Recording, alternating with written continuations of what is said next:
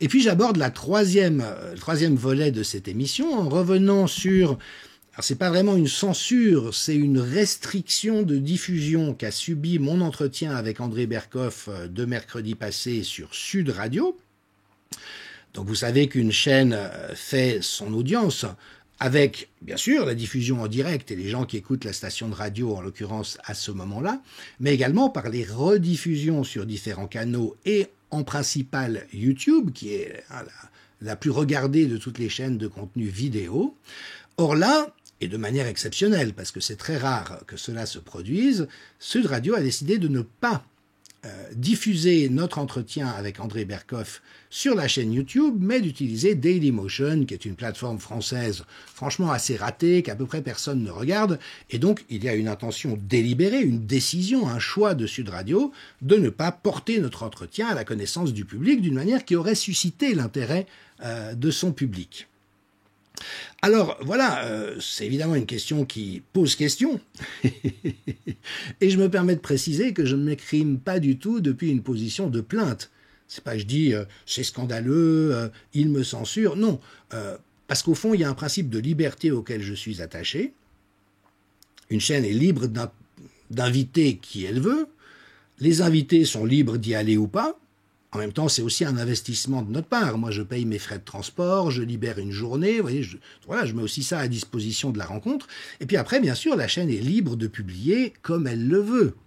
Donc, ça n'est pas que je me plains ou que je dénonce la décision de Sud Radio, mais que je trouve que la question se pose. Pourquoi ? Parce qu'évidemment qu'une situation comme celle-là, elle est gagnant-gagnant. La radio gagne à m'inviter parce que mes analyses et propositions suscitent de l'intérêt dans la population. Et puis moi, j'y gagne parce que ça donne de l'exposition à mon travail. Et puisque je viens de publier un livre qui précisément donne toutes les clés sur l'opération en cours, une fois qu'on a compris que tout a été fait de travers, qu'on nous a menti de manière éhontée, ça, je crois que toute personne qui est un tout petit peu adulte et qui n'est pas sous hypnose a compris. Mais les questions suivantes, c'est mais qui a organisé tout ça ? Est-ce que ça a été prévu ou planifié, ou est-ce que c'est juste le résultat de l'incompétence et de la médiocrité, ou du hasard ? Est-ce qu'il y a un intérêt criminel, notamment engranger plus de 150 milliards de dollars avec des injections présentées comme des vaccins ? Alors que je rappelle que la 9e cour d'appel de Californie, la plus haute juridiction en la matière, vient de confirmer que ce n'est pas un vaccin. Puisque ça n'immunise pas, ça n'est pas un vaccin. Donc tout le narratif qui a été fait pour convaincre les gens qu'il fallait se faire vacciner est faux. Est faux, en termes judiciaires et en termes scientifiques. Alors pourquoi ? Pourquoi ? Qui a été aux manœuvres et avec quelle intention ? C'est exactement tout ce que je dévoile et déballe dans mon dernier livre. Donc on comprend bien que ça a de l'intérêt pour le public de Sud Radio. Et puis pour moi, j'ai l'intérêt que si la vidéo avait été publiée sur YouTube, mon dernier entretien avec André Berkoff a dû faire 350 000 vues, on aurait été au moins à 500 ou 600 000, étant donné justement le côté très intéressant du contenu en particulier. Donc, si Sud Radio décide de se priver d'offrir ce contenu au public et d'en retirer tous les gains qui vont avec, cela pose question. Et donc, en tant qu'anthropologue, j'ai vu que nombre des personnes qui me suivent posaient la question, mais qui a pris la décision, pourquoi, etc. Donc on peut spéculer, il y a plusieurs hypothèses sur la table, mais le plus simple, c'est de s'adresser directement au directeur général de la chaîne, monsieur Patrick Roger, ancien rédacteur en chef sur RTL, à une époque où Pierre Barnerias, figurez-vous, était son adjoint rédacteur en chef. Alors je pense que ça va faire dire que Barnerias est dans l'opposition contrôlée, mais toujours est-il que j'ai donc pris la responsabilité d'envoyer un message, un mail à monsieur Roger en lui demandant s'il serait d'accord de partager avec nous les raisons de ce choix, et bien sûr que j'en informerai mes spectateurs dès que possible. Avec cette première question, qui a pris la décision ? Est-ce que c'est une décision d'André Berkoff ? Mais franchement, ça m'étonnerait beaucoup. Est-ce que c'est une décision de la chaîne ? C'est plus probable. Est-ce que ça a été pris en comité de rédaction ? Est-ce que c'est la direction de la chaîne ? Mais quelqu'un a pris une décision et nous, on aimerait bien savoir d'où ça vient. Et puis ensuite, il y a plusieurs hypothèses quant à ce qui peut avoir motivé un tel choix. Le plus évident, ce serait une peur de la censure sur YouTube. Avec YouTube a des politiques extrêmement brutales de censure de contenu même vrai, dès lors que ça leur déplaît. Mais, et j'ai été bloqué plusieurs fois, donc, et bien sûr que la conséquence pour une chaîne de médias de voir quand un contenu est censuré, vous avez une pénalité où pendant une semaine, vous ne pouvez plus rien publier. Donc ça, je comprends que ça inquiète une direction de chaîne. Toutefois, ayant l'expérience des politiques de YouTube, je sais qu'il y a deux éléments auxquels il ne faut pas s'attaquer. C'est les directives de l'OMS. Si vous dites qu'elles sont fausses et destructrices, ce qu'elles sont au passage, le rideau de fer tombe. Puis l'autre élément, c'est les injections géniques expérimentales, où si vous relevez qu'elles ne sont pas sûres et qu'au contraire on voit beaucoup de signaux de danger, le truc tombe. Mais ce sont deux sujets que je n'ai pas du tout évoqués durant mon face-à-face avec André Berkoff. Et donc, objectivement, il n'y a rien dans ce sujet qui fasse penser qu'on s'expose à une censure de YouTube.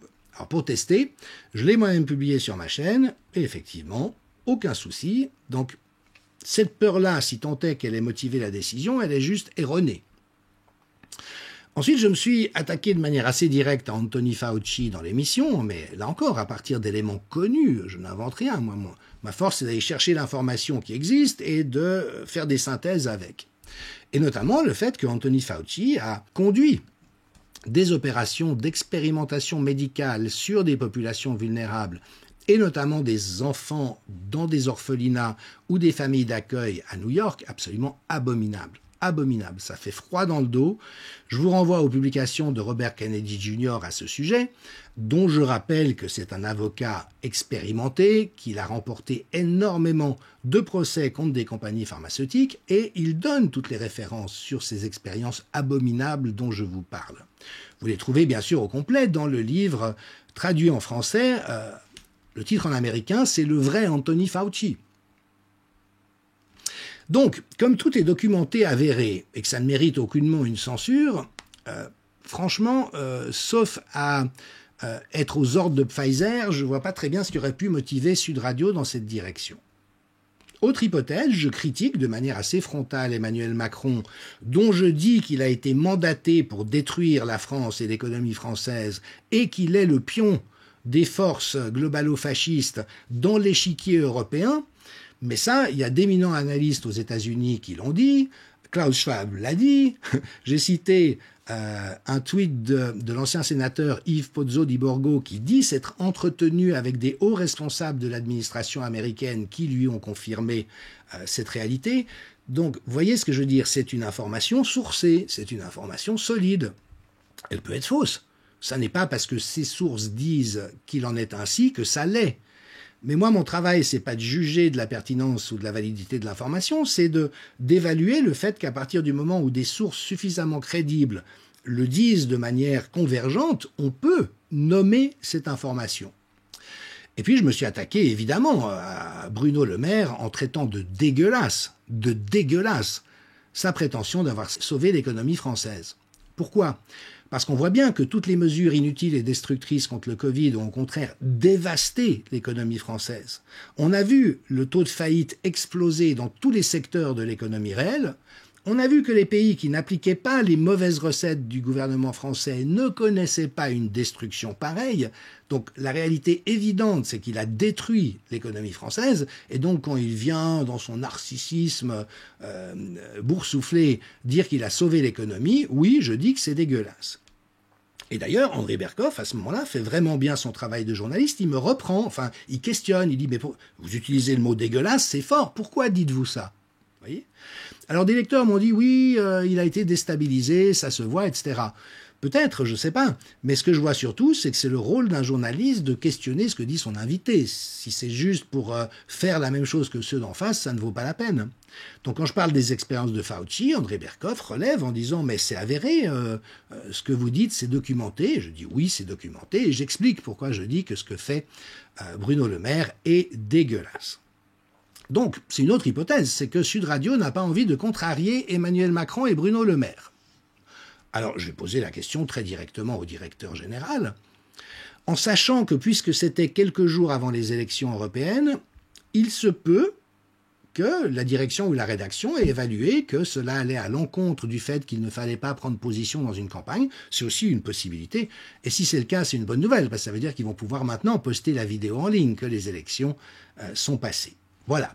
Donc, j'attends la réponse, je vous la communiquerai, mais je trouve important de questionner ce qu'il s'est passé, parce que finalement, une chaîne n'est pas responsable des propos de son invité. Si c'est calomnieux ou un appel à la haine, je comprends que ça les embarrasse. Mais vraiment, après avoir regardé et après avoir fait voir la vidéo de l'émission à pas mal de personnes, il n'y a absolument rien dans celle-ci qui justifia une mesure de cet ordre. Je terminerai encore avec quelque chose qui m'a effectivement questionné aussi, c'est de voir le nombre de commentaires qui s'en prenaient à André Berkoff. Et notamment en disant « oui, c'est une opposition contrôlée, tout le monde sait que c'est un sioniste pro-américain, il joue ce double jeu depuis longtemps ». Alors, j'ai passé l'âge d'être complètement naïf, mais je n'ai pas encore atteint celui d'être complètement cynique. Moi, ce que j'ai envie de dire, et j'ai été invité à 3 ou 4 reprises par André Berkoff, c'est que j'ai toujours pu, avec lui, aborder tous les sujets qui me tenaient à cœur, sans jamais rencontrer le moindre problème, sinon un intérêt sincère. Je le redis, le rôle d'un journaliste n'est pas d'adosser les conclusions de son invité. D'accord ? Donc il garde une distance journalistique, c'est tout à son honneur, c'est important. Et en respect de son slogan, il faut avoir question à tout. Alors, M. Berkoff fait-il partie de l'opposition contrôlée? J'en sais rien. Il faudrait être au cœur de la CIA ou du Mossad ou qui sais-je pour être dans le secret des dieux, et je n'y suis pas. Moi, ce que je sais, c'est que j'ai vu que dans son émission, il y a eu toutes les personnes qui avaient quelque chose d'intéressant à dire sur quelque sujet que ce soit, qui ont été invitées et accueillies et qui ont pu dire ce qu'elles avaient à dire. Christine Coton, sur les essais Pfizer totalement pleins de malfaçons et de fraudes, eh bien, il l'a accueilli, Pierre Barnerias et des survivantes qui ont vécu des horreurs dans le cadre de rituels pédocriminels satanistes. André Berkoff les a accueillis. Vous voyez ce que je veux dire? Donc, alors après, on me dit, oui, mais ça prouve qu'il est dans l'opposition contrôlée, il est en fait le seul espace médiatique et du coup, on le contrôle. Bon, peut-être. Mais moi, j'ai envie de dire, si c'est ça l'opposition contrôlée, ben j'aurais aimé qu'on ait un peu plus d'opposition contrôlée. Parce que la vraie opposition, et notamment ceux qui tirent à boulet rouge sur André Berkoff, je suis pas sûr qu'ils aient un palmarès comparable au sien, ni qu'ils aient fait preuve d'un courage comparable au sien, ni qu'ils aient essuyé les attaques comme celles qu'il a essuyées. Voilà. Donc je ne peux pas en juger, mais en tout cas, en ce qui me concerne, j'exprime ici tout mon respect pour André Berkoff. Alors on dit oui, il a été proche d'Attali, il a été proche de Mitterrand. Moi, je me souviens surtout qu'il a été très proche de Coluche. Il a notamment fait la campagne de récolte de signatures à l'époque de la candidature de Coluche à l'élection présidentielle. Il a été très proche de Harakiri. Donc voilà. Après, qu'en tant que juif, il soit sioniste, il n'y a rien qui me choque. Il y a beaucoup de formes de sionistes différentes. Le lui reprocher, ça serait comme reprocher à un Palestinien de vouloir un État palestinien. Donc voilà. Que chacun pense ce qu'il veut, mais en tout cas, en ce qui me concerne, je vous promets que j'ai la plus grande estime et le plus grand respect pour André Berkoff, et si on s'aperçoit dans 50 ans qu'en fait c'était un infiltré au service des intérêts que nous combattons, eh ben je lui garderai malgré tout le crédit d'avoir fait vivre une parole précieuse dans l'espace public. Et donc voilà ce qu'il me tenait à cœur de dire avant de conclure cette émission. À demain. Merci.